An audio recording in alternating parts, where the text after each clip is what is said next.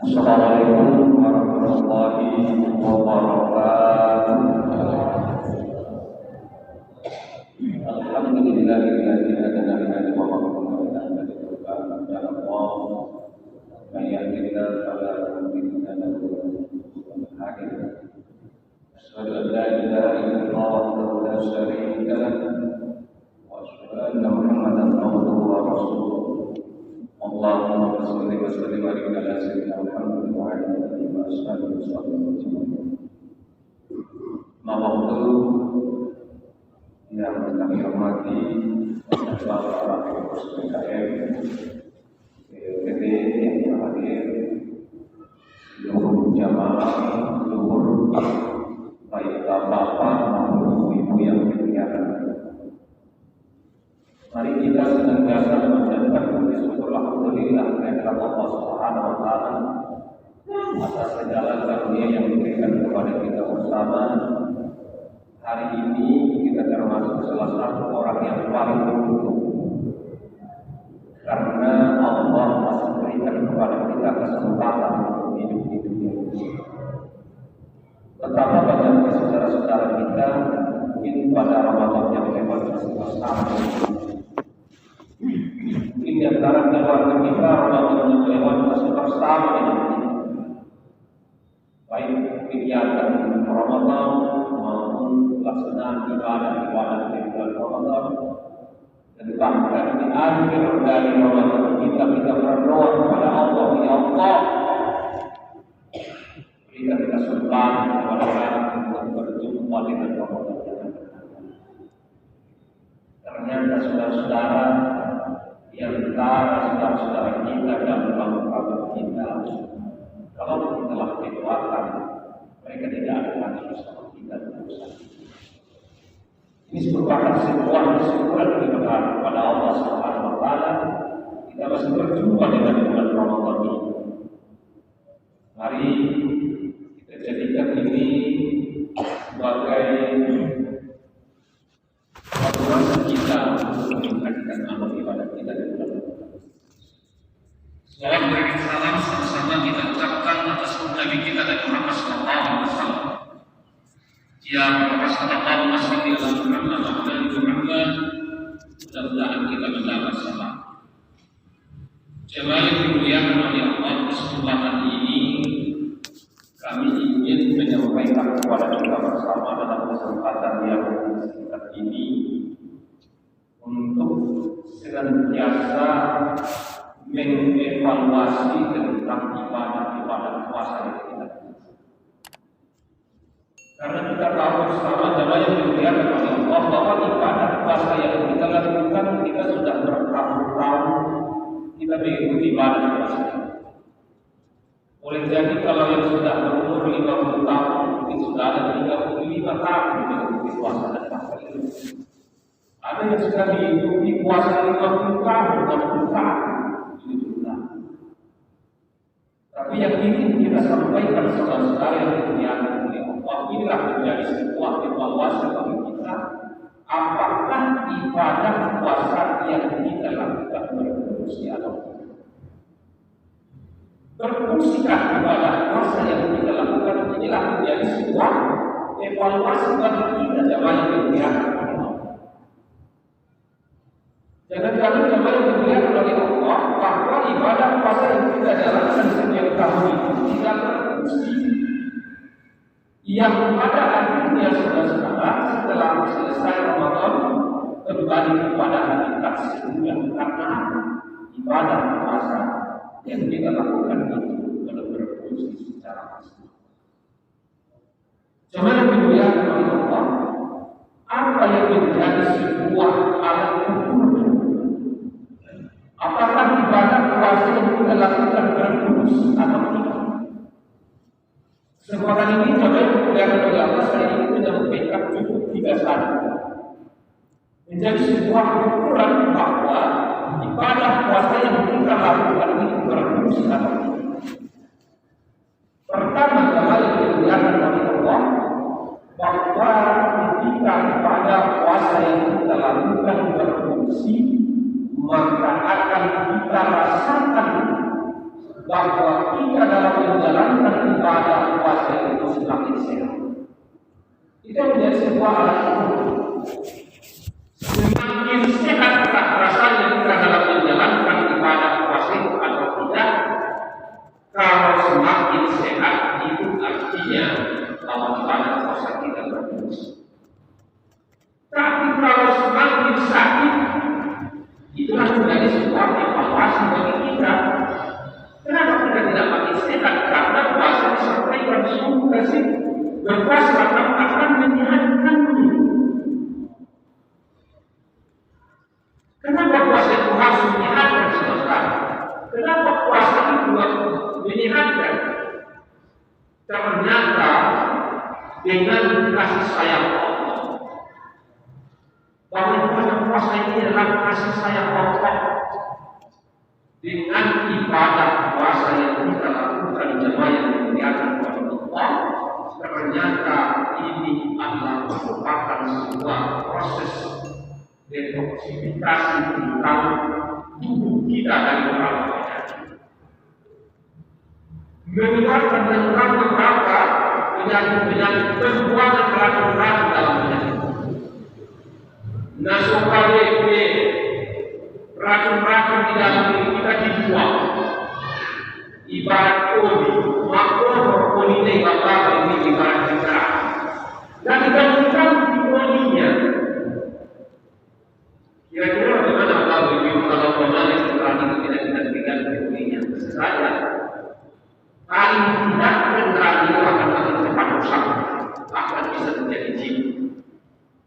Begitulah kita manusia. Kalau kita tidak pernah kuasai diri kita sama yang dilakukan Allah, paling tidak mempercepat seseorang itu akan rusak. Dalam artian sakit tidak sehat, tapi dengan kasih sayang Allah sekali setahun kita berpuasa, di saat itulah dibuang racun-racun di dalam diri kita mana zat-zat yang tidak baik yang bisa. Maksudnya luar biasa kasih sayang Allah terhadap kita yang akan mengajar. Yang kedua adalah kenapa seseorang itu bisa sehat ketika melaksanakan ibadah puasa? Ternyata ibadah dengan ibadah puasa yang kita lakukan akan menumbuhkan sel-sel baru yang rusak itu akan diperbaiki. Bukan bapak ini. Kalau sudah ukur daun-daunan itu maka akan tumbuh kembali atas daun-daunan itu akan semakin bagus. Begitulah kita kasih sayang Allah itu setelah dibuang racun-racun ditumbuhkan kembali sel-selnya, apa tidak semakin sehat tidak banyak kegiatan. Dan yang ketiga, dengan ibadah puasa yang kita lakukan, ternyata akan diberikan sebuah kekuatan kepada kita. Bertambah kekuatan beriman kita coba yang kelihatan. Hal ini tidak menjadi sebuah rahasia lagi bagi ibu banyak para medis, para dokter yang menyarankan kepada kita ketika memang ingin tidak sehat jangan banyak makan. Kondisikan makan dan dapat kemenangan ikut penyakit.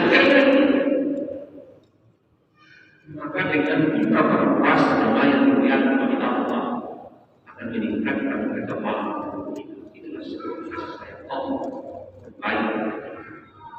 Lalu kemudian pertanyaan Bapak Ibu selanjutnya, kenapa ada orang puasa tidak sehat? Kalau secara pengetahuan bukan tidak, tapi pada puasanya belum berfungsi. Kenapa belum berfungsi? Ada tiga hal faktornya. Boleh jadi orang itu apa makanan yang dimakannya salah makan salah. Istilah kita orang bagi masyarakat kalau mau puasa salah makan. Mudah kualitas idea dan pusat bagi pasaran bagi orang berkumpul pusat bagi bagai perempuan. Tidak orang akan tidak sehat. Karena faktor makanan tidak sehat. Bukan seperti itu, makanya seseorang tidak sehat Bapak. Yang kedua, Bapak Ibu, Boleh jadi orang yang menjalankan ibadah puasa itu tidak sehat karena faktor pola makannya yang tidak benar, yang tidak sesuai yang disyariatkan oleh agama. Jangan sampai apa itu masih ada orang yang menjalankan ibadah puasa itu adalah puasa balas dendam.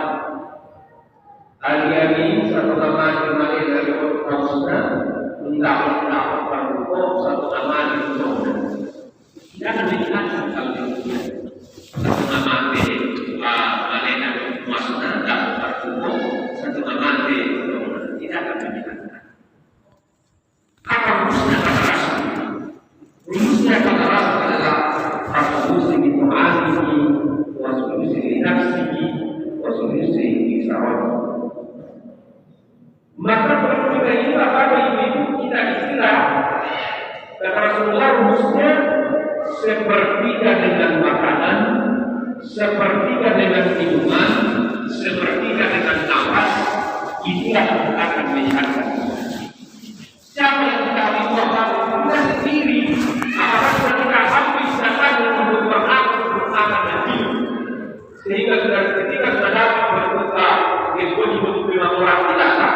Jangan-jangan kita sudah ambil zakat nafas yang kita masukkan makan minum kita akhirnya ke sholat tarawih Quran tidak akan meningkatkan kalau memang demikian bapak ibu yang punya.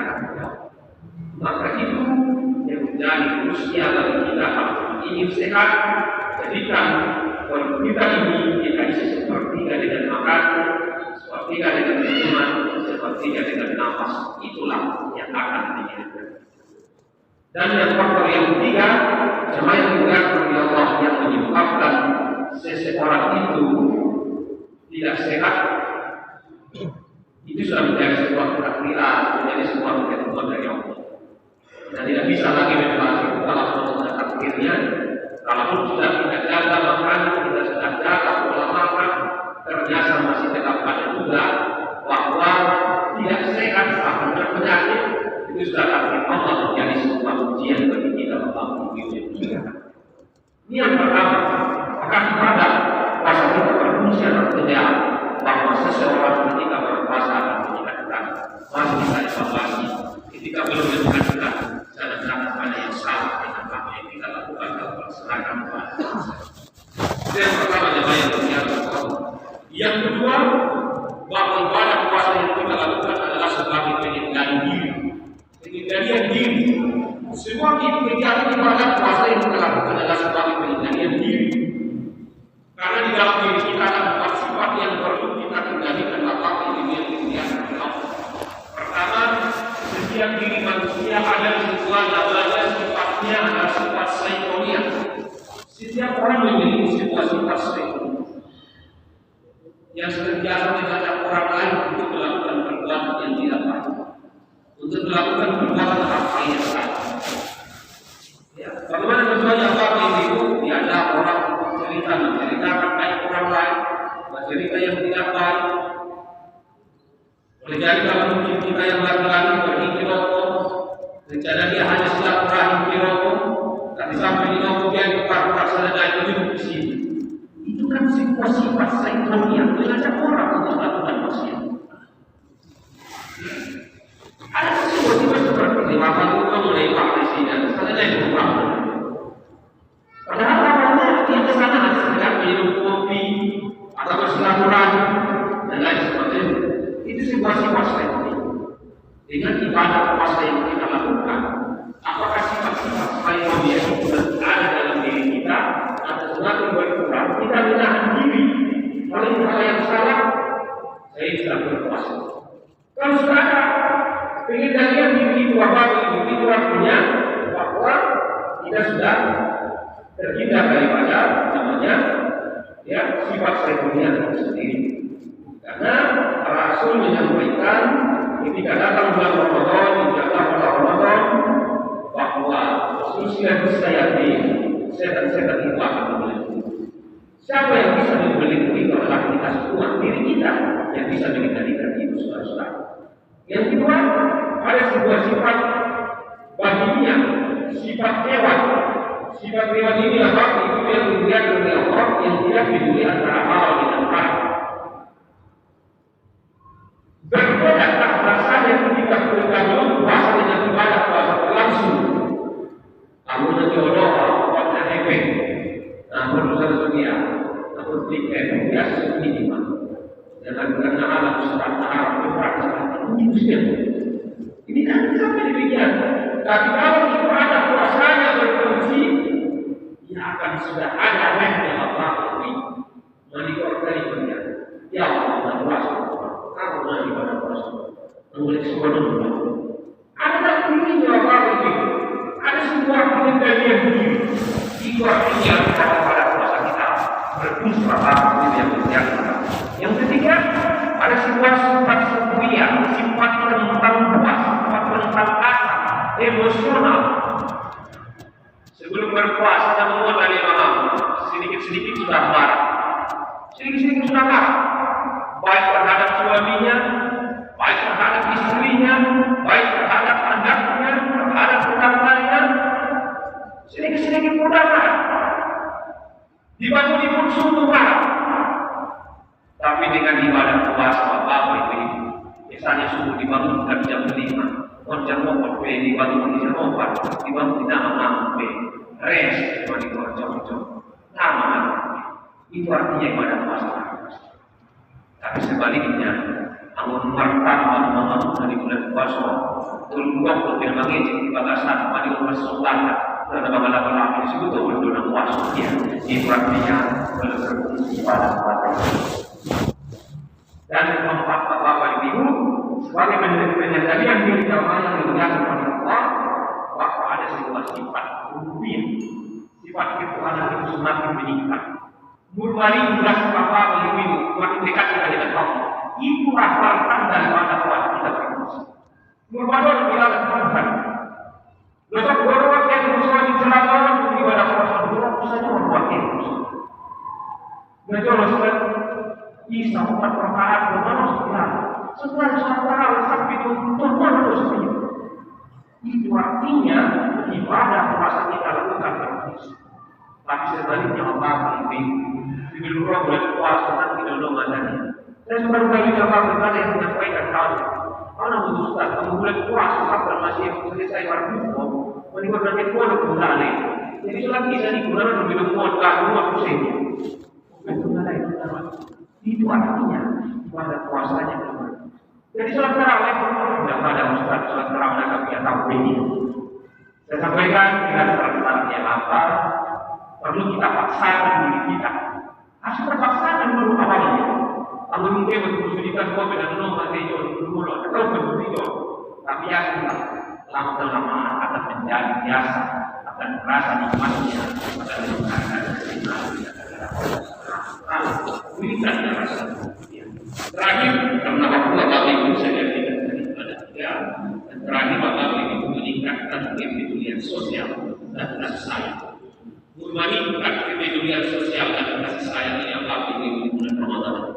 Kepedulian sosial artinya meningkat kedermawanan. Biasa kalau masih jauh kalian berkati waktu jodoh ini di jalan lebih dan paling pendek. Dan tahu bahwa Bapak Ibu tidak paling tua dengan pulau paling tidak tahu jalan karena paling pendek dari jatuh. Itu artinya sudah berfungsi pada masa. Kalau ada perahu kali keluar masuk, tangan itu juga itu jalan yang berbeda. Jadi dalam ada secara sering dilarang. Masuk itu antara sekian karena ada. Dia pun di belakang ini bukan efeknya, tidak dia tenang pelingan. Dia masuk ke kota ini, masuk ke luar. Selesai juga di berbagai belakang. Bahwa kita pada usaha sendiri masuk ke kota kita ini apa ini? Masuk ke manusia kita. Artinya ada sesuatu yang bertambah kasih sayang. Tidak dalam hal ini sebelum kita puasa dan jangan kita cara berkomunikasi hubungan itu. Pasangan kita tapi dengan bulan Ramadan sahur kita satu macam pada di meja ini berbincang-bincang bagaimana kita sedang sahur. Ini kadang kita satu macam dalam beberapa sudah ada sih manusia selama harus pulang pada yang pakai kalau bulan puasa. dapat satu kemudian saya berjasa kita tidak dikasih kasih sayang berbina dalam sebuah jawab permintaan utama suami istri anak-anak dengan orang tua menimbulkan sebuah kasih sayang itu pertanda bahwa ibadah puasa yang kita lakukan berfungsi pada jemaah dunia. Bapak Ibu yang dimuliakan oleh Allah, kira-kira demikian yang dapat kami sampaikan. Mudah-mudahan manfaatnya kira-kira puasa yang kita lakukan berfungsi seperti yang kita lakukan. Kita sampaikan tadi, pertama menyehatkan, yang kedua akan menjadikan diri kita dan yang ketiga menunjukkan tentang kepedulian sosial dan kasih sayang. Selain itu yang Allah kira-kira kita harus sampaikan. Terima kasih atas segala perhatian. Mohon maaf segala kurang kesalahan. Allah Subhanahu wa taala. Maupun bila kami berkata Assalamualaikum warahmatullahi wabarakatuh. Terima kasih kepada Bapak Ibu yang ingin bertanya, kami persilakan.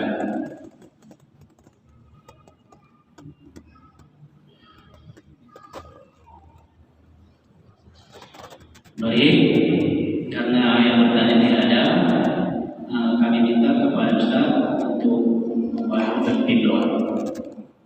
Baik, kami berdoa dari buat kita berdoa.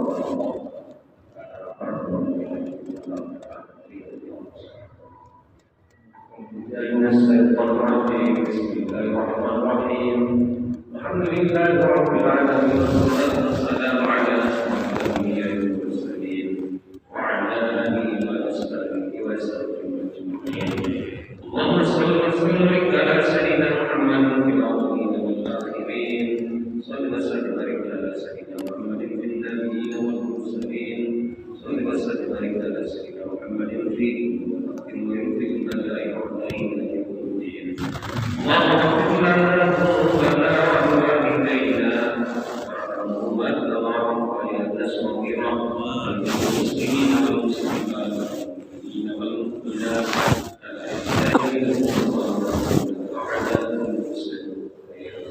Rabbana taqabbal minna salatana wa siyamana wa qiyamana wa sujudana wa qur'atana wa ta'abudana tafassalatan min tafsiran ya Allah ya rabbal alamin.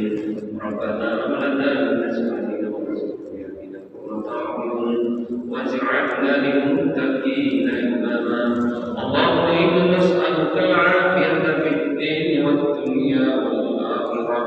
Rabbana atina fid dunya hasanah wa fil akhirati hasanah wa qina adzabannar. Sallallahu ala sayyidina Muhammadin nabiyyi wa ala alihi wa sahbihi ajma'in. Subhana rabbika rabbil izzati amma yasifun wa salamun alal mursalin walhamdulillahi